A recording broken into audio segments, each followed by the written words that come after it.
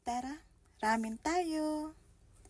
Pumasok na nga ako at saktong-sakto nga pagpunta ko dito dahil konti nga lang ang tao.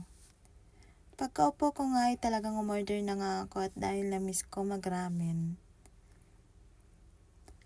At habang naghihintay ako ng order ko ay kumain na nga ako nitong umeboshi or salted plum. Sobrang napakaasim nga nito at talagang mapapangiwi ka.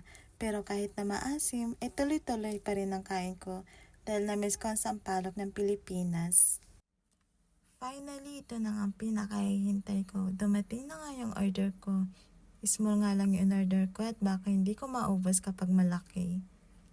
Nag-add nga lang ako dito ng itlog at pork.